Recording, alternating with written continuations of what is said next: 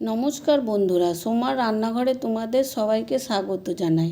আজকে আমি তোমাদের ঘরোয়া পদ্ধতিতে আনারসের প্লাস্টিক চাটনি বানিয়ে দেখাবো। তাহলে চলো বন্ধুরা, দেরি না করে রেসিপিটি শুরু করা যাক। আনারসের চাটনি বানানোর জন্য আমি প্রথমেই একটা গোটা আনারস নিয়েছি। আনারসটাকে ভালো করে ছুলে অর্ধেক করে কেটে নিয়েছি। আর আনারসের গায়ে যে চোখ থাকে সেই চোখটাকেও আমি ছাড়িয়ে দিয়েছি। আর এই মাঝখানের যে একটা শিরদাঁড়া থাকে সেটাকেও আমি কেটে দিয়েছি।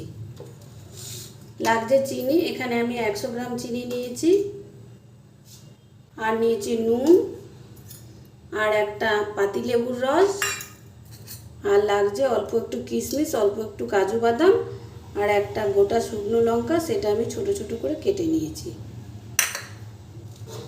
প্রথমে আমি আনারসটাকে কেটে নেব।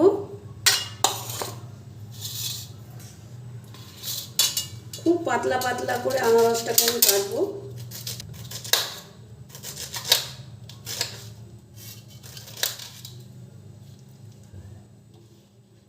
এরপরে আমি এটাকে খুব পাতলা পাতলা করে সরু সরু করে কেটে নেব।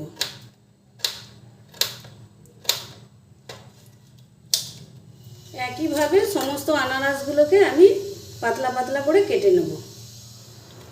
আনারসটা খুব পাতলা পাতলা করে আমি কেটে নিয়েছি। গোটা আনারসটাই কাটা হয়ে গেছে। এরপরে আমি একটা কড়াই বসিয়ে কড়াইয়ে দিয়ে দেবো। গ্যাসে একটা কড়াই বসিয়ে দিয়েছি।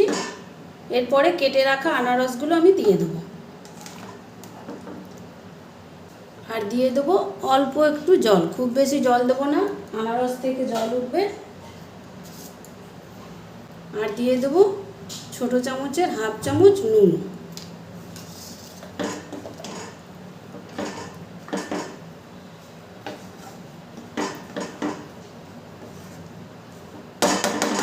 গ্যাসের ফ্লেমটাকে মিডিয়ামে রেখে আমি 5 মিনিটের জন্য ঢাকনা দিয়ে দেবো। 5 মিনিট পর ঢাকনাটা আমি তুলে নেব।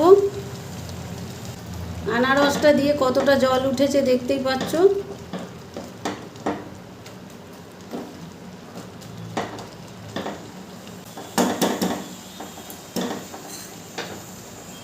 এরপরে দিয়ে দেবো কাজু, কিশমিশ আর একটা শুকনো লঙ্কা। আমি সেটাকে ছোট ছোট করে টুকরো করে নিয়েছি, সেটা এরপরে দিয়ে দিলাম।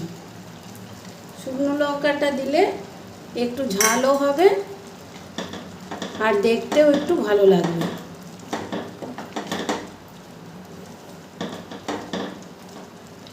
এরপর নেড়ে চেড়ে আমি আরও 5 মিনিটের জন্য ঢাকনা দিয়ে দেব। 5 মিনিট পর ঢাকনাটা আমি আবারও তুলে নেব। আনারসটা একটু নেড়ে দেবো। এরপরে দিয়ে দেবো চিনি। এখানে আমি 100 গ্রামের মতো চিনি নিয়েছি, সেটা এরপরে দিয়ে দিলাম। চিনিটা দিয়েও খুব ভালো করে মিশিয়ে নেব। আমি একদম অনুষ্ঠান বাড়ির মতন আনারসের চাটনিটা তৈরি করছি।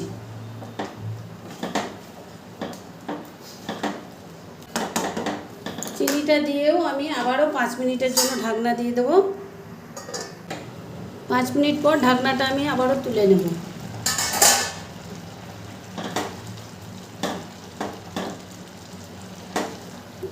ভালো করে নেড়ে দেবো।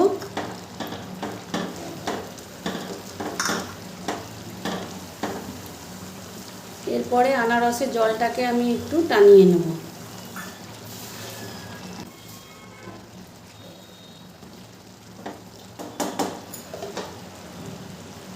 এরপরে দিয়ে দেবো লেবু রস। এখানে আমি একটা পাতিলেবুর রস তৈরি করে রেখেছিলাম, সেটা এরপরে দিয়ে দিলাম।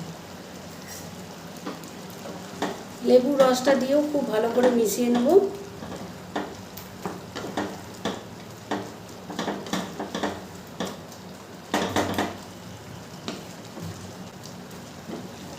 এই আনারসের চাটনিটা খুব অল্প সময়ে তৈরি হয়ে যায় আর খেতেও খুব টেস্টি হয়।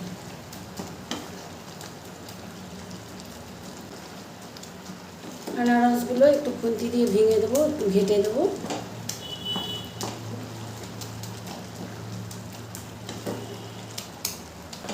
আমার তৈরি হয়ে গেল একদম অনুষ্ঠান বাড়ির মতন আনারসের চাটনি। এরপরে আমি নামিয়ে নেব।